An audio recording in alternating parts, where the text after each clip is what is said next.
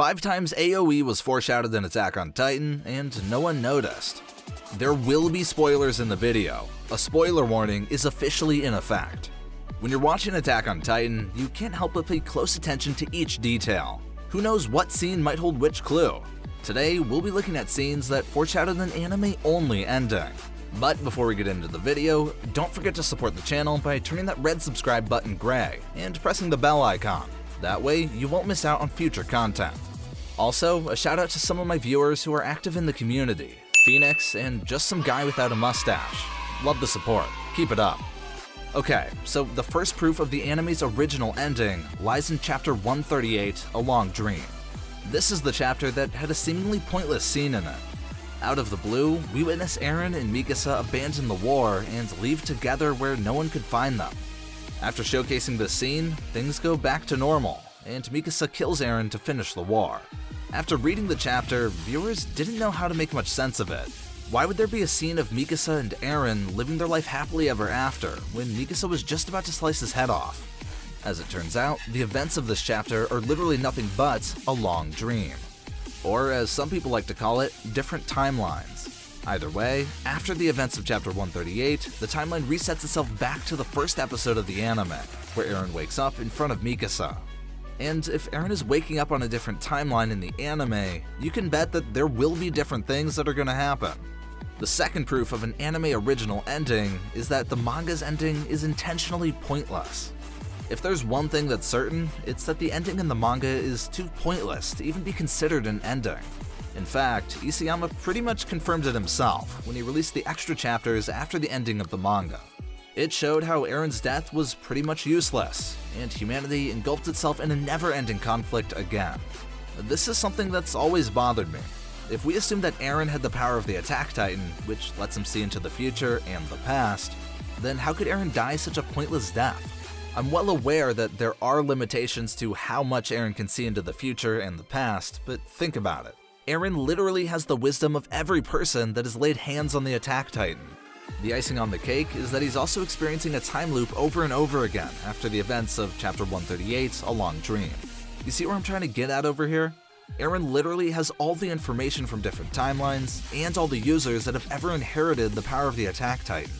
Combine this thought with how intelligent Eren becomes later on in the show, and I can't help but think that there is no way Eren won't have it his own way in the end.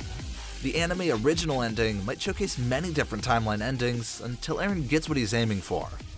I've talked about how Eren might be trying to change each timeline a little by using the butterfly effect in a previous video, so you might as well check that out too. The third piece of evidence on the list is the episode 1 manga versus anime. This hint pretty much only confirms the previous two I've talked about in the video.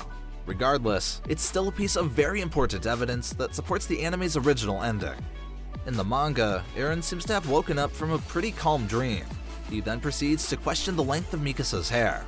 On the other hand, he wakes up from a nightmare in the anime. This is because Eren wakes up from the events of the See You Later timeline in the manga, and we all know he dies a pretty calm and peaceful death in that timeline. However, in the anime, he wakes up from the manga timeline, and in the manga timeline, he got his head chopped off by Mikasa. This would further refute the argument of different timelines or different dreams. And the reason chapter 138 is known as A Long Dream is that every time the timeline resets, you get a completely new reality, as if the previous one was nothing but a dream. Also, in the See You Later timeline, Eren dies when Mikasa tells him, "See you later, Eren." These are the exact same words Eren wakes up to in the manga. This further cements the accuracy of the theory. Aside from this evidence, there seem to be some clues in some of the opening and endings as well. The first one is Season 4's ending, Akumaa no Ko. On top of being an absolute banger of an opening, it also hints at the possible success of rumbling. When the Eldians set foot in the outside world after the rumbling, all that would be left behind are the abandoned remnants of the cage they were once trapped in. This would explain why Eren is seen smiling at his abandoned and destroyed home, as its destruction signifies the freedom of him and his people. The opening and ending of Season 2. In the outro, we witness a row of wall titans marching towards the world, followed by a line of people wandering a barren land. This pretty much confirms the AOE ending where the rumbling is successful, and Eren lives the rest of his life with the guilt of being a mass murderer. Furthermore, if you pay close attention to the statue at the start of Season 2, you'll realize that it's the same statue we see in the 4th season's outro. Instead of being destroyed like in the manga, it survives and has greenery covered over it. This further proves that the Paradisians leave the island in hopes of exploring the world beyond. With that being said, these were all the evidence that supports an ulterior ending to the anime. Although at the end of the day, the fate of this wonderful masterpiece lies at the hands of Isayama and MAPPA. I guess only time will tell what they have in store for us. In the meantime, if you enjoy content like this, make sure to subscribe and press the bell icon if you haven't already. Leave down in the comments your thoughts about the AOE ending. And lastly, don't forget to like the video. I'll see you all in the next video. Peace.